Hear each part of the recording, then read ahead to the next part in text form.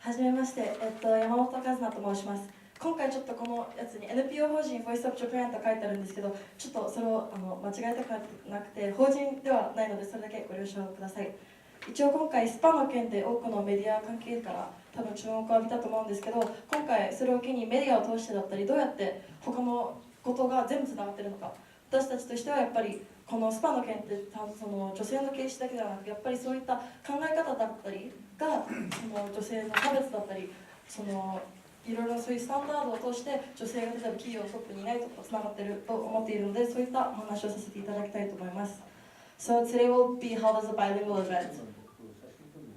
So, sorry. So I just want to say we are not an NPO yet for Voice of Japan, so that just I wanted to clarify.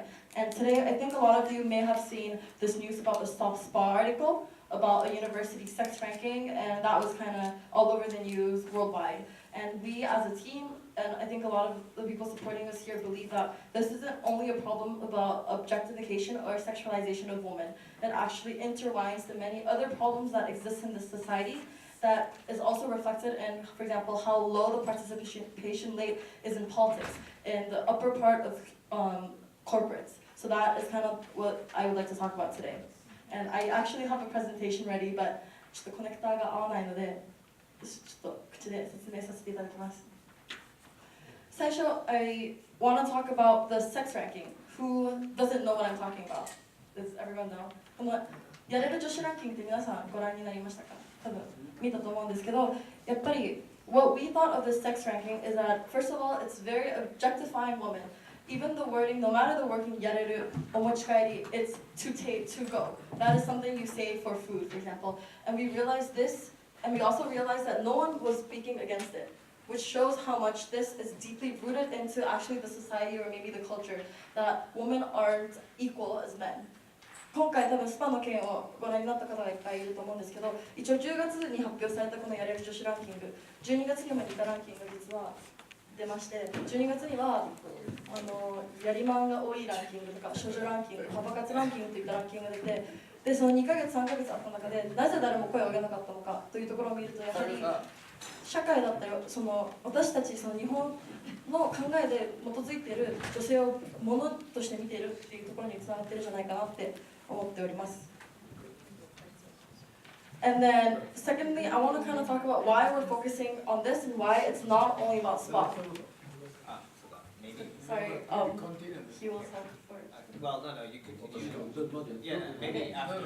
So today I really want to ask about what the media should be doing. The media is supposed to be portraying information about the society, or they should also be working towards the social impact. Also, the big part of the media is that they have a lot of unconscious influence to us. For example, if you ride a train, if you take away all, I think Mono, the racer company, tried taking down all of the ads on trains, you will be surprised at how much this information is unconsciously influencing how we think.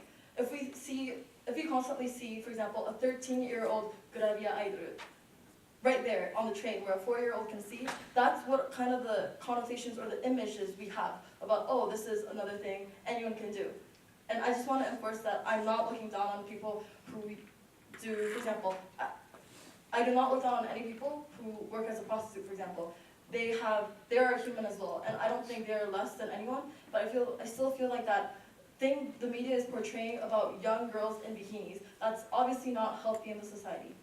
今回ちょっとまたメディアの影響力というところで多分皆さん電車に乗ったら分かると思うんですけど、電車だったりコンビニだったりものすごい広告ってあるじゃないですか。週刊誌のタイトルだったり、そういうのでやっぱり例えば13歳11歳のグラビアアイドルを見たらどういったアイディアがどういった影響があるのかっていうのをすごく考えていただきたくて、例えば小学校4年生のぶっちゃけ4歳の男の子でも手に得られるようなところにあるじゃないですか。そういうメディアだったりグラビア成人誌って、そういうのでどういうことがあるのか、だからやっぱりそこでメディアとしての役割をもう一度考えるのですごく重要なんじゃないかなと私たちは思っております。Totally bad. No, it's still there if you look at 週刊誌. 13-year girl in bikinis? I don't think so.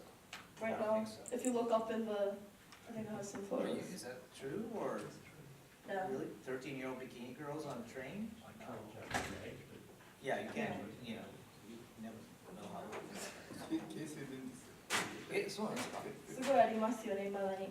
やっぱりそういうところでメディアが無意識に与える影響っていうのはやっぱり考えていかないといけない。このやれる女子ランキングを例えば週刊誌は誰も見ないっていう人もいるんですけど、その言葉だけあったら、あ、女子大生やれるだったり、そういうイメージ、どういったアウトプットがあるのかを今一度理解しないといけないって思ってます。ちょっと、I want to talk about why we're Voice of Japan, because this isn't only about gender as well. This goes really down to people can't speak up. I think those are also the standards. During this action I was doing, a lot of people were like, oh, girls shouldn't be speaking up. Girls, oh, she should be more submissive. That's actually, I think, what a lot of the society pushes into girls. That's why, for example, even if a girl tries to stand up, there's so much hatred towards a person, or the girl is often silenced. で今回なぜ私たちがボイスアップジャパンっていうのはやっぱり発言をする。今回私たちがメディアに出た件で結構いただいたフィードバックが女の子は発言しないべきって言われたんですよ。あ、It's all over the internet. だったり女性が発言するのを押そうとするやっぱりそれは嬉しくない。統計的に見ると女性をボスに置く人って結構嫌いな人が多いんですよ。女性が上司の嫌だって。やっぱりそういう考え方から何か出たらすぐに押し付けてしまうことがあるんじゃないかなって思ってます。And then I think the idea of, and first of all, and the other problem I really realized is after we did this whole, we kind of started the petition, the first reaction we got from the SPA people were, we would like to apologize for using sensational language to appeal to readers about how they can become intimate with women, for publishing a ranking with real university names that resulted in a feature that may have caused our readers uncomfortable. 今言ったことを説明すると、この署名を最初に出した時に言われた反省文が、読者の皆様の気分に害する可能性のある特集になってしまったこと、またやれるという表現じゃなくて、より親密になれる、親密になりやすいと表現すべきだったといただいたことに関して、そこ自体多分謝罪がないというか、女性をどう思ってるのか、そのコアの部分が改善されてないなってすごい思いました。So after hearing from their apology, you can still tell that that core isn't there. The core of understanding the objectification and sexualization of women lacks, and they're only apologizing for the tip of the iceberg that shows in the media.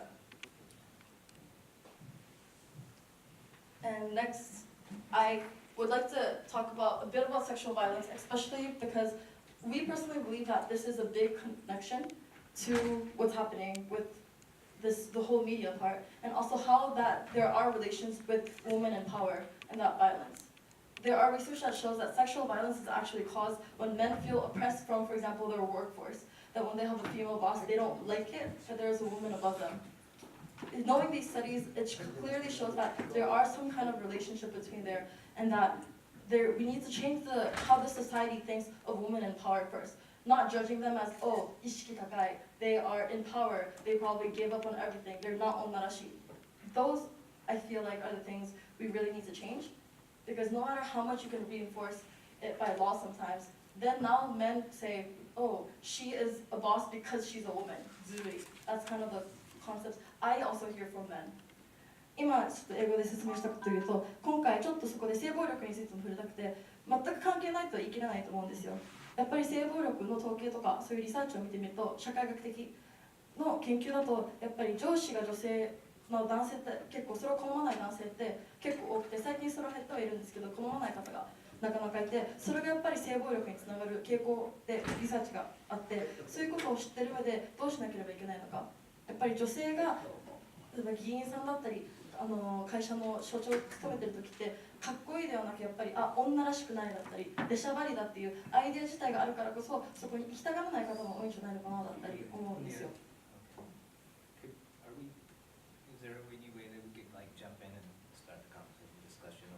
I have like a few more slides. Okay. And then I want to talk about right now the standard. What are the standards held against women? There are people that want to go into the politics, but there is no support system that allows those people to go, I think. There's a big problem about the waiting list. Those are small issues that actually connect to women being in power and also political power. そのサポートシステムが全くできないというのが現状で、まず女性に対するスタンダード、料理がしなければいけない、家の子供の子育てしないといけない、その上保育園もない。そうするとやっぱり女性が活躍するためのサポートシステムが全くなくて、それが現状であって、どんなに女性の活躍といっても、本当の現状をそこに視点を当てないと、ぶっちゃけ何も変わらないと思うんですよ。And also the idea of men are married to the company while women to the house。多分これは結構言われてる。女性は家族と結婚してて、旦那は会社と結婚してる。そこはまた男性もこうやって押し付けすぎて、男性が逆に子供と関わらなかったりするのって結構日本にあるなと思っていて、そういう問題も変えていかないと、多分この最終的な女性のエンパワーメントであるこのゴールにたどり着かないと思ってます。Also focusing on men should have the right to spend time with their children. That also I feel like it connects to the actual problem itself, because men don't have time or don't have a good image if they associate themselves with the family. In the end, there's no support system because the man is still at work, the woman has to do both. And also in business, 投資をする際に、先ほど話してたんですけど、女性だから投資をしない。それはやっぱり女性は成功しないからっていう、そういうアイデアがまだあって、結構投資家の方と話してたら、そういう理由で投資を受けれない女性がかなりいるそうなんですよ。そういったイメージがあるからこそ、最終的にどんなにその人が優れてもつながらないことは少なからずもあるんじゃないかなって思ってます。And also the image shows women that women won't succeed or women are submissive, so they won't be able to survive in the actual corporate system, for example. That's why I was talking with a few investors myself, and they told me that some women actually can't get investment because they're a woman, because that stigma against women holds them down. And 最後に声を出す女性は、これはやっぱりそのイメージがないと、議員さんになる女性っていうのはやっぱり声を出すじゃないですか。立ち上がって自分の意見を言う。でもそのアイデア自体があんまり好まれてないと思うんです、日本で。やっぱり上下関係が厳しいだったり、今回のスパの件で言われたのが、この記事を見た際、周りが何も言えなかった、不愉快に思った女性も何も言えなかったっていう、それはやっぱりその構造だったり、声を出しにくい、出る杭を打たれる社会を少しずつ変えていかないと、それが最終的にもっと女性の政治家を増やすところにつながらないのかなと思います。Also, the focus on expressing your own opinion. I think if you've all been in Japan, you really understand that it's a very vertical society. We were talking with the spa people, and they've told us that there were people around the actual henshubu that thought it was a problem, that this ranking was very offensive, but because the procedure was so vertical, people weren't able to say their opinion, or they weren't able to say this is wrong. That's why in the end it just created this system where it was hurting a lot of people. And I feel like encouraging people to voice up actually does have a big impact. And also, as I said, touched about other problems, is one of the biggest parts is the top of the corporates are all men. I don't want to be offensive to men, but that's why sometimes there's a lot of things as a result. For example, contraception, which we want to get into a discussion later. Those are kind of the things that I think women also need to be involved in, or else there's not going to be an effective outcome. 結構先ほどお話しした男性を別に私は差別してるわけではなく、でもやっぱり会社の上の人たちだって役員って男性が多いっていうところで、そういったルールだったり、例えば飛行機のパイロットの席って男性によって男性のために作られてるから、女性は運転しにくいんですよ。そういったところでやっぱりトップにいる男性の声が男性だけだと、女性の意見も入れていかないと、やっぱりそういったことに変わりがない。How about cars?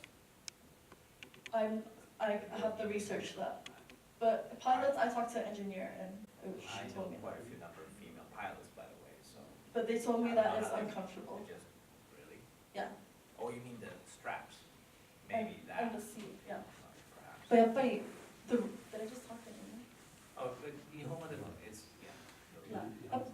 So maybe, もしでしたらちょっとね、このいろいろ話に。もう一点だけちょっと追加したい点があって、そこでやっぱり今回2020年の法改正だったり、今アフターピルが押されてる点で、そこもやっぱり大事なのかなと思ってて、法を作ったりする人、会社の成り行きを決める方が男性だけだと、そこで女性の視点が入らないのってものすごく不効率じゃないかなって思っています。特に今多分ここに資料とかもいろいろあると思うんですけど、そういった点で女性の声を入れることによって分かる結果ってすごくあると思ってて、やっぱりあと性的同意年齢だったり、そういった細かいところに女性の意見を取り入れることによって気づかれる、明かされる点だったり、そういったことがあるからこそ分かる、避妊具、アフターピル、そういったことって本当に今からも光を当てていかないと思ってるんですけど、そこがやっぱり男性だけだと見落とす点ってすごくあると思って、自分には関係ないじゃないですか、アフターピルなんてとか、別に中絶は自分に関係ない、そういったことでやっぱりアフターピル、女性はなんか体に害があると思って使わない人がいるって聞いて、それは後でちゃんと専門でそれをアドボケートされてる方もお呼びしてるので、それはちゃんとお話をやっぱり対談というか対面として話したいと思ってます。じゃあ一つの OK。Is that it? Yes. Okay. ということでちょっとmaybe I should do this in Japanese. ちょっと田中さんに来ていただいて。田中さんはい。そうですか。はい。コメントが難しいですけど。皆さんこんにちは。衆議院議員の田中和則でございます。私は今衆議院の予算委員会の筆頭理事という仕事を受けておりまして、今日は一番大変な日なんです。皆さんの